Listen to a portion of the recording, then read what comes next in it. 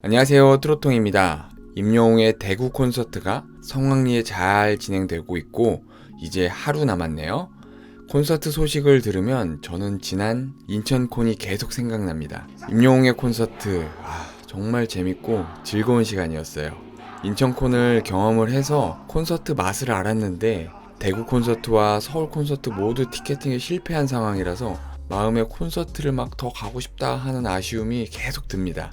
부디 우리 히어로 임영웅이 코로나에 걸리지 않고 건강하게 대구 콘서트 잘 마무리하고 서울 콘서트 끝까지 무사히 잘 진행되길 바라봅니다. 오늘은 지난 영상에서 사랑역이 더 트롯쇼에서 한 번만 더 1위를 한다면 명예의 전당에 오를 것이고, 그렇게 되면 그 곡이 내려가기 때문에 그 다음 곡으로 보금자리와 사랑해요 그대를 중에 어떤 곡이 다시 1위 후보로 올라갈 것 같냐는 그런 질문에 많은 분들이 두 곡 다 좋지만 보금자리가 되지 않겠냐 하고 댓글을 달아주셨습니다. 그래서 오늘은 임영웅의 찐 트로트 보금자리 분석과 리뷰해드리겠습니다. 특히 이번 영상에서는 보금자리에서 알 수 있는 놀라운 임영웅의 과거 인연에 대해서 말씀드릴 테니 영상 끝까지 시청해주세요. 전에도 말씀드렸지만 저는 앨범 자체를 좀 많이 듣고 또 많이 조사하고 분석해서 리뷰해드리기 때문에 앨범이 발매되어서 아주 핫할 때 리뷰를 올려드리지는 못하고 있습니다. 이 점 양해 부탁드립니다. 임영웅의 리로드에서 노래 보금자리에 대해서 이렇게 이야기했습니다. 내가 삶에 있어서 의지되는 당신이 있는데 그 사람만 있으면 아무것도 필요 없어. 내가 삶에 있어서 의지되는 당신이 있는데 그 사람만 있으면 아무것도 필요 없어. 그 사람만 있으면 된다. 그런 내용의 가사를 담고 있다고 이야기하였습니다. 이어서 운명 같은 여인이라는 곡과 비슷한 분위기의 곡을 앨범에 꼭 넣고 싶었다는 이야기를 했습니다. 제가 평소에 많이 불렀던 그 운명 같은 여인이라는 곡과 되게 분위기가 비슷한데요. 그런 분위기의 곡을 꼭 앨범에 하나 싣고 싶었어요. 그리고 임영웅 또한 이 곡에 갖는 기대는 아주 심플했어요. 부르기에도 신나고 들으시는 분들도 신나고 아침에 들어도 좋고 점심에 들어도 좋고 퇴근길에 들어도 좋고 청소하시면서 들어도 좋고 트로트는 진짜 언제 들어도 좋은 그런 매력이 있는 것 같다고 이야기하였습니다. 즉 언제 들어도 힘이 되어줄 수 있는 노래, 가사뿐만 아니라 멜로디도 편곡도 들을 때마다 힘이 나고 신나는 그런 곡을 원했던 것 같습니다. 보금자리는 박상철이 작곡하고 박진복이 작사한 곡입니다. 박상철은 여러분도 너무너무 잘 알고 계실 거고요. 박진복이라는 분이 누군지 아시나요? 박진복은 박라인 엔터테인먼트의 대표로 박상철의 히트곡 자오가 무조건 황진이를 디렉팅하여 성공시키고 항구의 남자는 직접 작사를 하여 히트시킨 장본인입니다. 나아가서 박구윤의 뿐이고 그리고 나무꾼 또한 박진복이 기획하여 성공시켰고요. 장구의 신이라고 불리는 박서진도 그가 매니징하여서 히트시킨 그야말로 트로트계의 마이다스의 손이라고 할 수 있는 그런 사람입니다. 박상철, 박구윤, 박서진 그리고 대표 박진복까지 이렇게 박라인 엔터테인먼트입니다. 여러분, 아침마당 도전 꿈의 무대 시절에 임영웅을 아시나요? 현재 임영웅의 실력이라면 아침마당쯤이야 쉽게 5연승하고 내려올 거라고 생각하겠지만 여러분도 잘 아시다시피 두 번의 스디슨 패배를 한 후에 5연승을 했었죠. 특히 이때 임영웅은 무명 시절이라 일이 너무 없어서 겨울에 포천에서 군고구마를 팔았던 매우 가난했던 시기입니다. 그래서 거의 같은 옷만 입고 TV 출연을 했었어요. 아침마당 도전 꿈의 무대에서 처음 도전하자마자 박서진에게 패배의 쓴맛을 보게 되었습니다. 하지만 박서진은 당시 패배했던 임영웅의 실력을 알아보고 이를 계기로 군고구마를 팔고 있는 포천까지 가서 응원을 하며 인연이 되었고 당시 박서진의 소속사 대표였던 박진복을 만나게 되었습니다.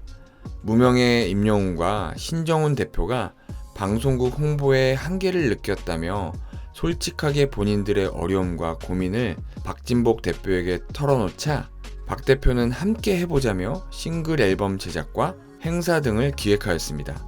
계략가 박진복과 함께했던 임영웅은 강력했습니다.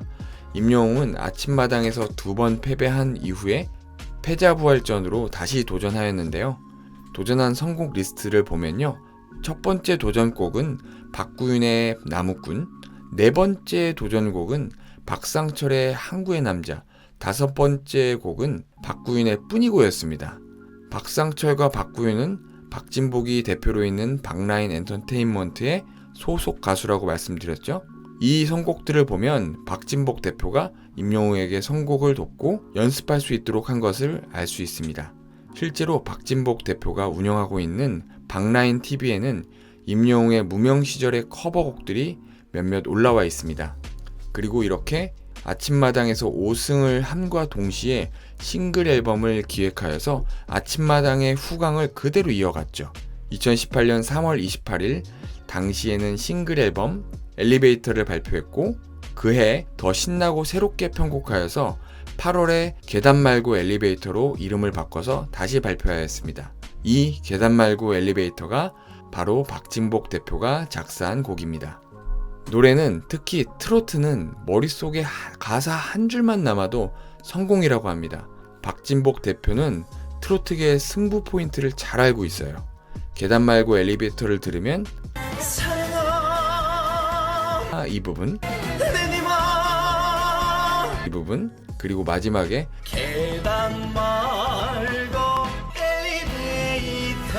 계단 말고 엘리베이터 부분의 가사와 안무까지 너무나 기억에 남게 하는 그런 곡이죠. 이렇게 박진복 대표와 인연으로 이번 I'm Here로 앨범에 보금자리를 수록하게 되었습니다. 그런데 역시 박진복 대표는 트로트계의 훅쟁이라고 생각하시면 될 것 같아요. 작사하는 곡마다 머릿속에 한 포인트를 기억나게 해버리는 그런 능력이 있습니다.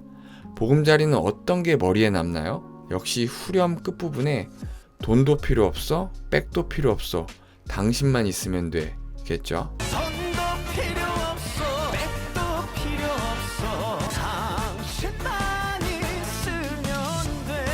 그냥 한두 번만 들어도 머리에 꽂혀버립니다.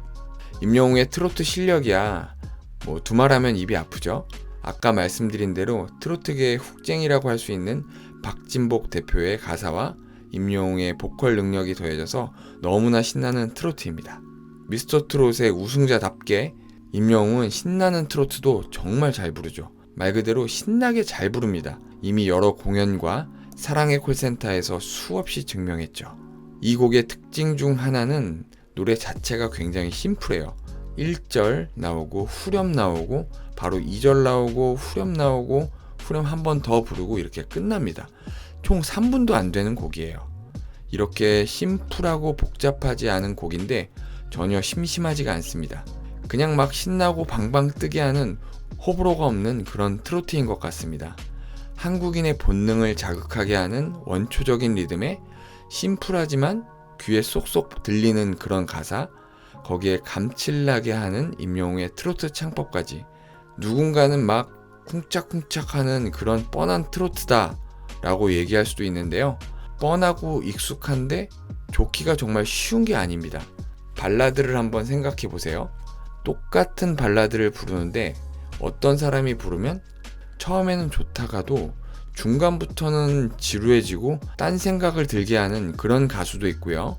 처음부터 확 몰입하게 해서 노래가 흘러가면 흘러가는 대로 감정이 깊어지고 마지막엔 눈물을 흘리게 하는 그런 임영웅 같은 가수도 있는 겁니다. 정리하겠습니다. 보금자리는 흥겨운 리듬과 귀에 쏙쏙 들리는 가사, 그리고 임영웅의 보컬이 합쳐진 전형적인 신나는 트로트입니다. 그런데 이 곡은 전형적인 것을 넘어서 임영웅이 얘기한 대로 아침에 들어도 좋고 점심에 들어도 좋고 퇴근길에 들어도 좋고 청소하시면서 들어도 좋은 그런 매력적인 트로트입니다. 마지막으로 임영웅에게 보금자리란 무엇이냐라고 물었습니다. 임영웅은 영웅시대라고 이야기하고 제작진과 웃었지만 진심으로 얘기했는데 왜 웃냐고 또 이야기했죠. 그런데 이건 정말 사실이에요. 콘서트에서 마주한 임영웅은 참 겸손하고 자기 팬들을 끔찍하게 생각하는 그런 사람이라는 것을 느낄 수 있었습니다. 오늘도 긴 영상 봐주셔서 감사합니다. 구독과 좋아요 눌러주시고 특히 댓글 달아주시면 제가 하나하나 다 읽거든요. 저에게 아주 큰 힘이 됩니다. 트로통이었습니다.